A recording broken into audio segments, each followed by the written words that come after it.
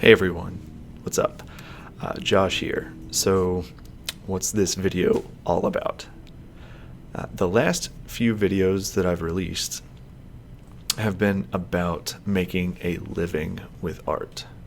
Some of it was romantic, some of it was a little bit more pragmatic, and with all of the responses that I got, I thought it would be good to share a little bit of how to make a living as a creative. You really have to turn pro and think about your art as a business, which makes a lot of us very uncomfortable. But I use Notion to help run my art business, which begs the question, what is Notion?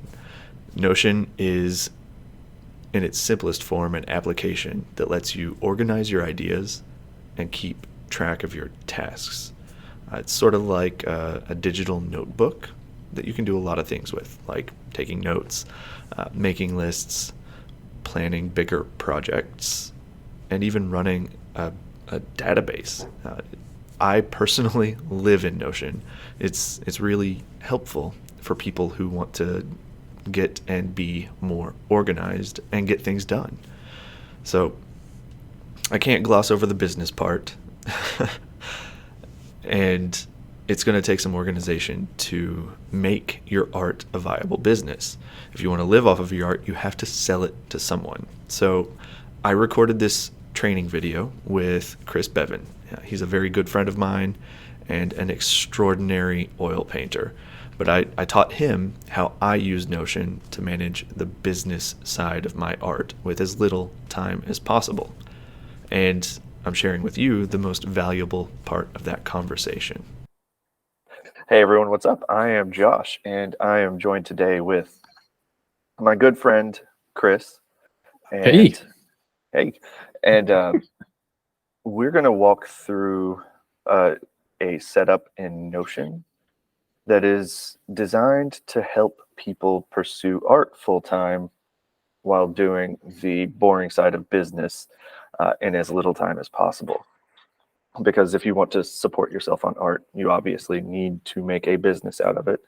And there are a few component parts that it's really useful to have systems for. And if you have those systems, you can minimize the amount of time spent on the business side so that you can spend more time doing the stuff you're good at, the art. So before we get into it, I'm going to do the cringy, why am I qualified to teach this stuff? So I'm Josh. I'm a tattoo artist full-time, sort of. So I actually don't work all the time, which is kind of nice. But the reason I'm able to sustain that is because I have systems in place that let me work a little more efficiently. I've also helped open 3 tattoo studios, all of which are still in operation. The last one that I opened is the one that I own and run. And yeah, that's why I'm qualified to do this, I guess, because I've learned through trial and error what works, what doesn't work. I've helped other people do the same thing, and I'm going to do my best to pass this along for as little money and time investment as possible, so that I can help more people live the dream, you know? And I'm also an incredibly nerdy person who studies business books and systems constantly on top of the art. So I've done this stuff so you don't have to, because most artists don't enjoy this. Chris, on the other hand, does. So maybe he's actually not the best person for me to be teaching this to, because he's just like, yeah, I'm right there with you. I love the geekery.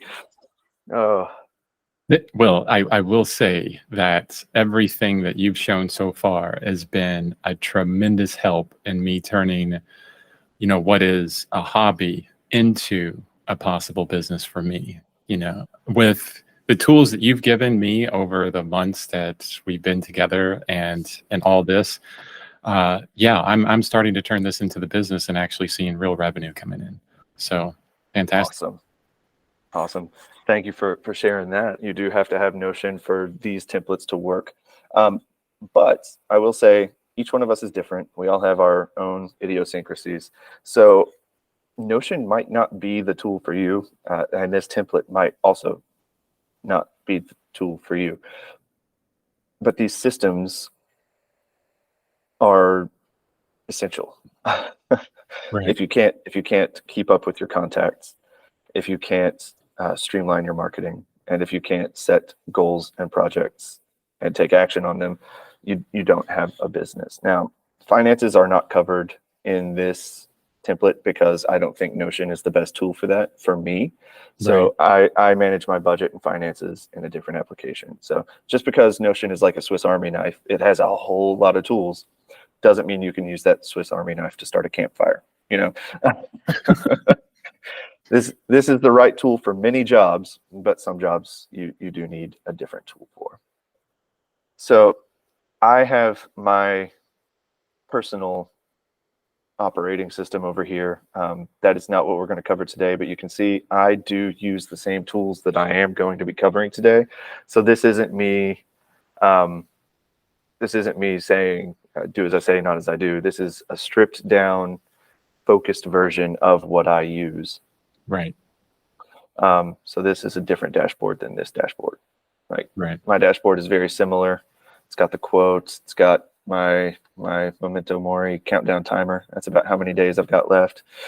A little depressing for some people, but I use something very similar. This is the dashboard that you'll see, which has, actions, relationships, the content dashboard, active projects, and notes. So where should we start with all of this? Well, my first question is, how do you turn it to dark mode? So to turn it to dark mode, you go to settings.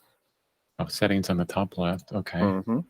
Notifications and settings. Yeah. All right. So settings, notifications and settings, appearance, dark. Oh, nice.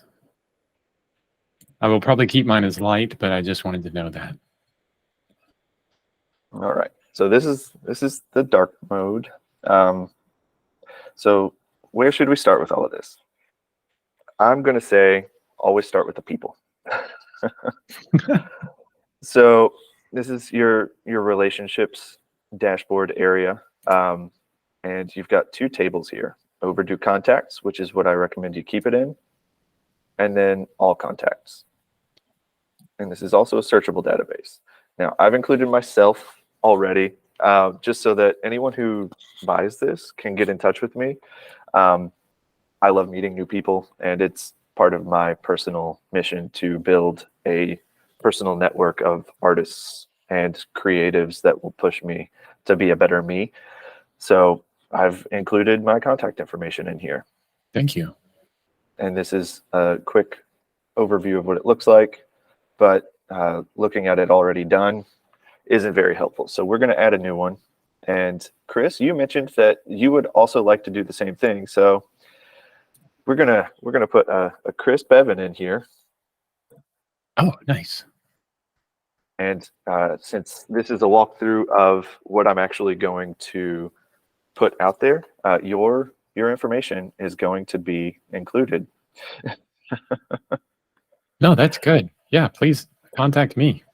All right. So status is sort of important. I tend to leave most people on active, unless it's someone that I'm just really not interested in getting in touch with again. And then I'll put them either in on hold or shelved / blacklisted.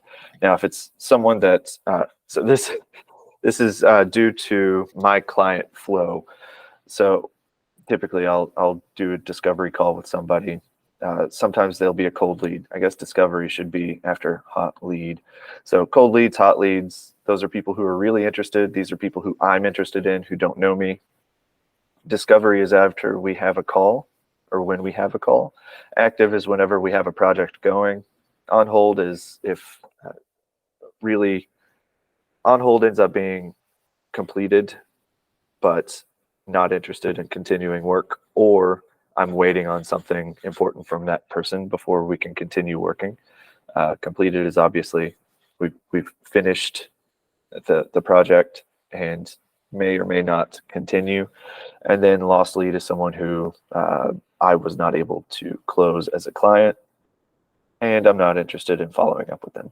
Blacklisted is someone who has no-showed me several times, so I will refuse to work with someone after they disregard my time.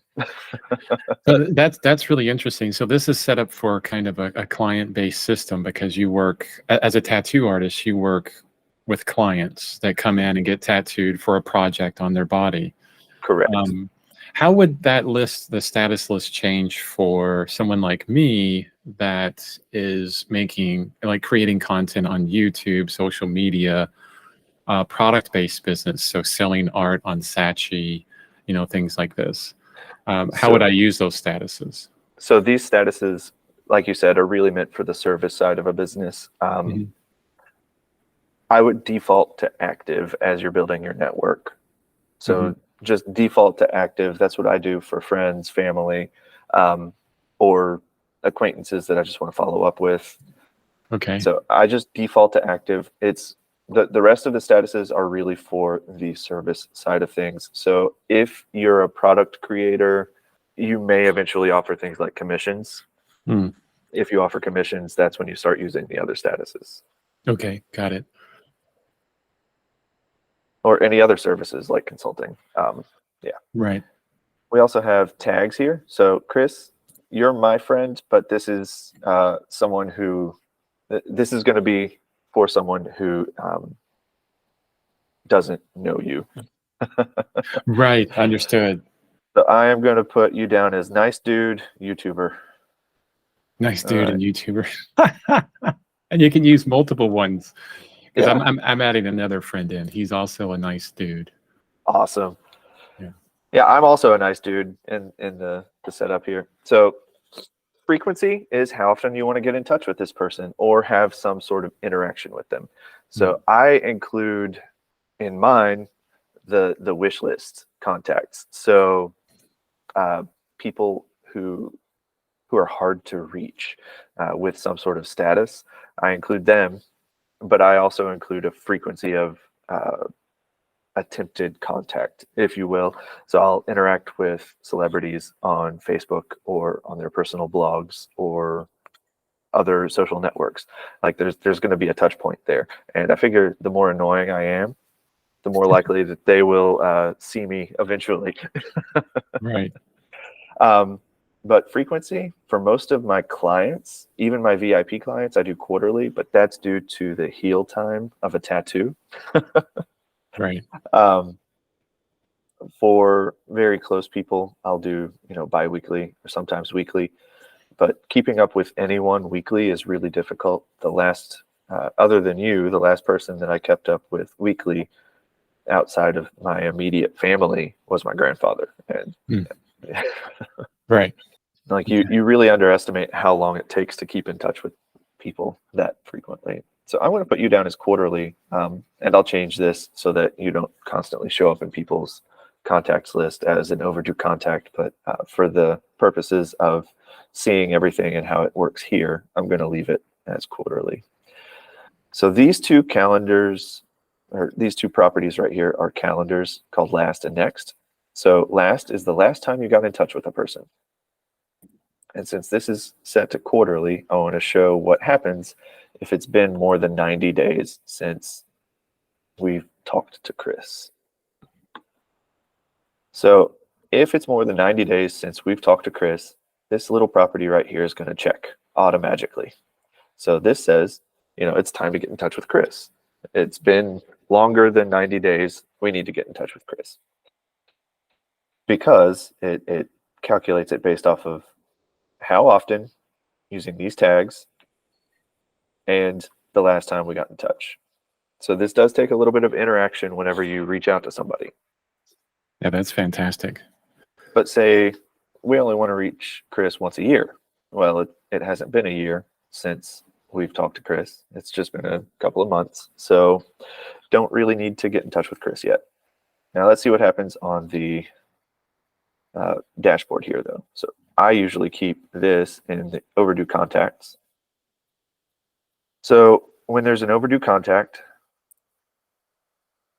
it will show up on this list. Mine has like 10 people on it right now because I actually don't spend a ton of time contacting my contacts every day. This is probably the most important part, but I still keep it to a very limited scope in my day so that I can spend more time making things. Right. So it's okay if you have people here. Don't feel pressured to knock them all out in a day. That's okay. But you know, this will let you know who you should ideally get in touch with. All right, so let's go back to Chris. Open it up in center view here. Do you mind if I add something to that of like the importance of this? Yeah, go. I'm sorry to kind of jump in, but one of the things that Josh has influenced me tremendously to do is to stay in contact with a network of individuals, like creating a network. And I even created a whole video on my YouTube channel about the network setup that he had me do. And literally, I went from zero contact for anyone to getting into shows, getting invited to art parties, getting into life drawing sessions in a new city that I just moved to. I have more contact here than I have since I've lived in Washington because of this network. And it's all because of setting up, you know, I had it set up in something else. It's not working so well, Google Sheets right now. But setting this up so I can continually contact with people is just so important for an artist. Those contacts are really like your lifeblood as far as a business, commissions, and getting, you know, you off the ground in any way whatsoever. So this is huge. This is why we're starting with this, right, Josh? It's the heart of the whole thing. You need people to be successful with anything. If you're an author, you need people to buy your book. If you're an artist, you need people to see and buy your paintings. If you own a business, you need people to walk through the front door. People are necessary for any type of success. You can't do anything on your own. So having a network is like of supreme importance. That being said, you don't have to keep in touch with everyone in your network. So I have, most of my network has no frequency tag.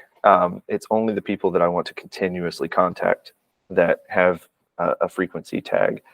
And sometimes, actually most of the time, that's quarterly or more. So I don't have to be talking to people all day, every day, but I do have to be in contact enough and likable enough for people to keep coming back. And this is one of those things where you're going to have to find your own pace. You're going to have to find your own fit.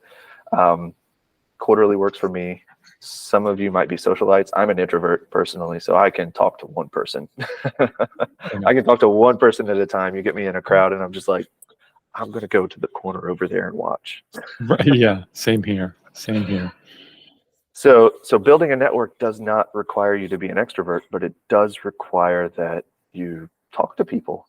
So I want to move on. Thank you for bringing that up, Chris. And I'm really impressed with how well you built your network and what has happened since you did. Thank you. So I'm going to take quarterly off.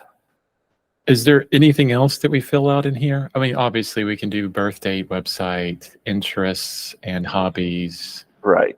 Interests and expertise, job title. But that would be personal to whoever you've connected to, right? Exactly. There are a few other things in here too. So this is another thing that pops up. So if you don't have a frequency picked, but you do have a planned next meeting for somebody, if it's past that next meeting date, it will also pop up as, you know, it's due. Oh, okay, good. I like that. So I'm going to clear that reminder. I'm going to clear that. And same for birthday. So if it's their birthday, it'll pop up as due. Oh, nice. I also recommend using your network to provide value to people. And one way you can do that is by keeping a list of job titles. That way, if you interact with somebody who needs a plumber and there's a plumber in your network, you can be like, hey, I've got the perfect person. Because making connections increases your value to the people that you're making connections for, both the person who needs something and the person who receives something out of that interaction. So if you're a connector, you become very, very valuable. So I've had a few interactions like that where I've helped people make connections, and it worked really well. Nice. In job title, I open it up and there's a lot of things in here How do you add a new one and how do you remove one? Okay, good question. So to add one, you just, in the search box at the top, say plumber, and it will let you create one right there on the list. Oh, I mean, nice. Chris is not a plumber. But to delete one, you just use the 3 dots list over here on the side and you can delete it or rename it. Oh, okay. So you can rename as well. Yeah, but that would be a Yes. lot easier. Nice. All right, so I'm going to do artist. You're not a tattoo artist. Oh, oops. It defaulted to tattoo artist. It did. So I'm going to remove tattoo artist and just type artist and click create artist. There we go. Nice. The same for interests and hobbies. If you have a list of someone's interests and hobbies, say you stumble upon an article or a book that lines up with their interests and hobbies, you can forward that information to a person with that interest, and it's one way to just stay in touch with somebody. So there's a purpose to everything here. Lifetime value, or LTV.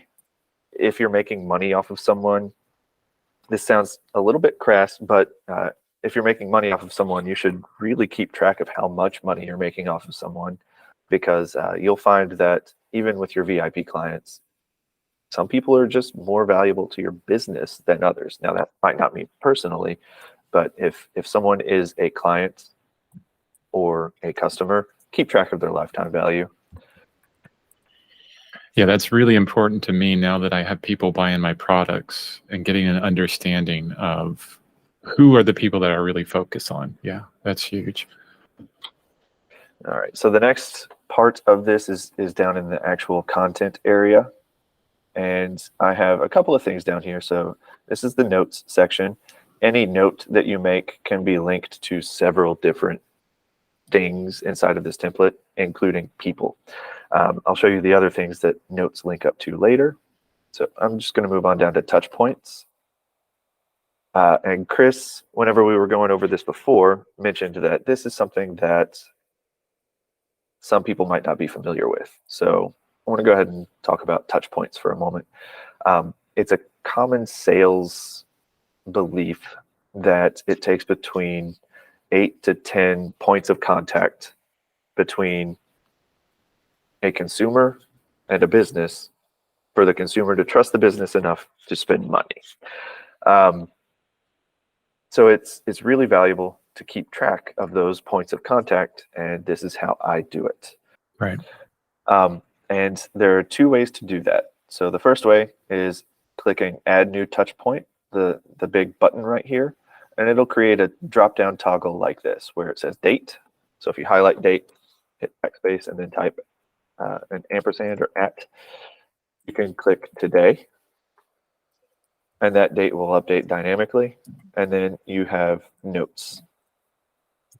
So you can take notes on what you did during this contact point, what the next steps are for that contact, whether that's for an action for them to do or an action for you to do. Like if you've discussed it during a meeting, take notes there, and then what you're going to cover next time you meet with them. And the reason I have it set up as a toggle is so that this information is collapsible. But say you don't have a really in-depth meeting to deal with. If you go over here, you can just click Add Block Below, and it'll add a blank line. And you can just type @today with Chris. Oh, so that's like a quicker, like So that's like a tiny touch point. Exactly. Okay. So if you don't need super detailed notes, just click the plus, not the one on the line, but the one to the left of the 6-dot menu. Got it. Got it. Ooh, that's a new addition. So you can alt click to add block above. Awesome. All right. And then contact notes and objectives. So one of the things about building a network that I mentioned earlier is how can you be valuable to them? So you want to provide value to people before you try to get value.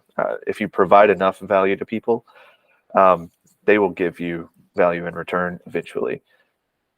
you don't even have to ask for it at that point, Yeah. which is what I'm trying to do here. Honestly, it's like I'm giving as much as I can.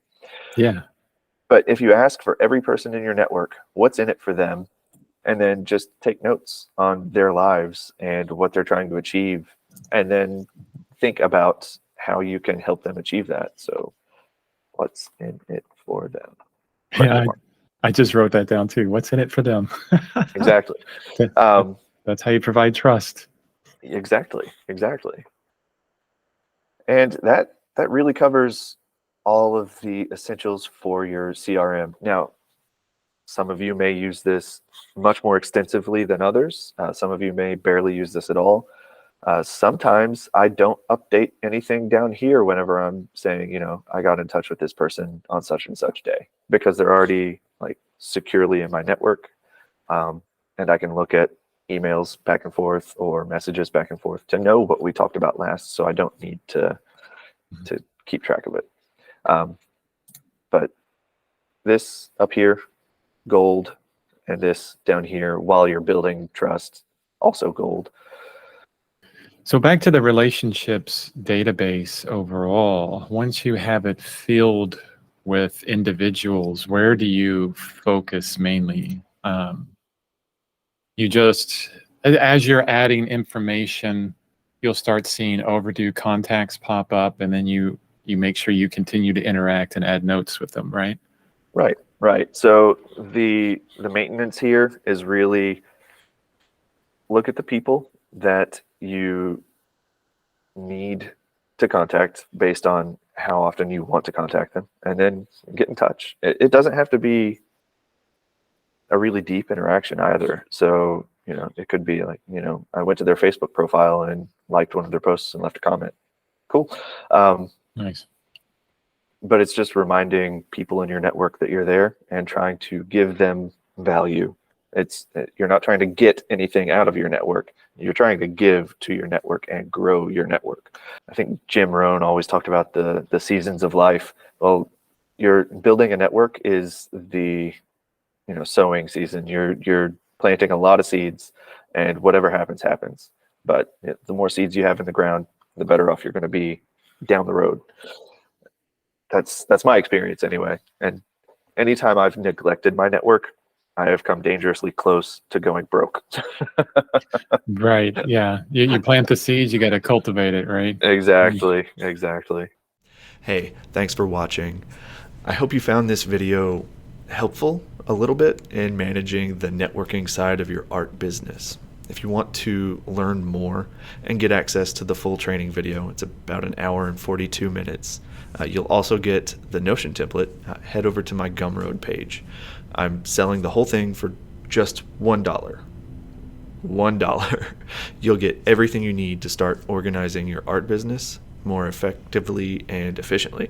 I really want to help you make the leap with as little effort and money as possible, because I did it the hard way and you don't have to. So thanks for watching. I hope this was helpful, and I'll see you in the next video.